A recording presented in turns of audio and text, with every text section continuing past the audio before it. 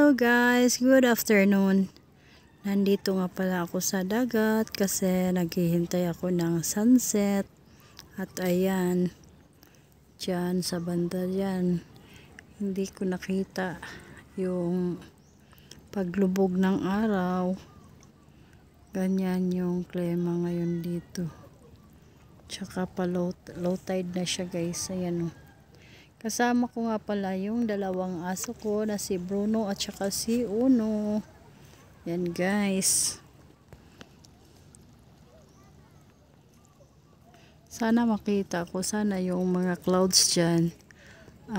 Tataas pa yan. Aabangan ko ng konti. Baka mamaya-maya. Papalapit na rin yung anak ko. Naligo sila. Yung dalawa kong anak. Ito nga pala ang view sa amin. Napakaganda. Yan guys, oh. Medyo makikita mo na.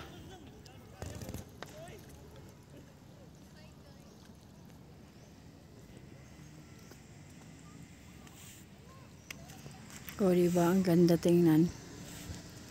Ganito kalawak yung ano namin dito. Bye-bye. Ganito kalawak ang dagat namin.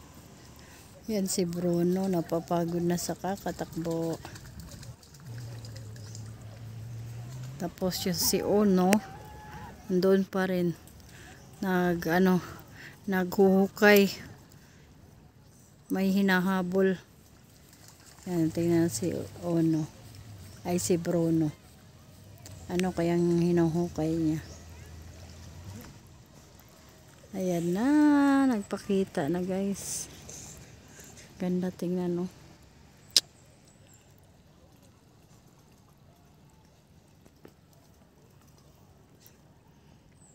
Mahigit alas 5 na ng hapon guys.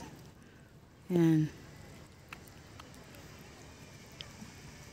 Ayan na sila, pauwi na kami ngayon.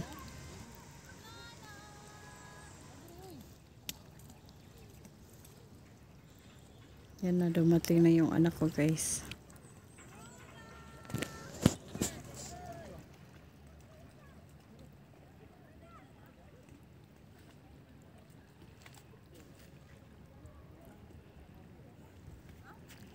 So, hanggang dito na lang guys. Thanks for watching. Bye. Atibay is here. Follow and share. Don't forget to subscribe. Bix Vlog. Bye. Thank you so much.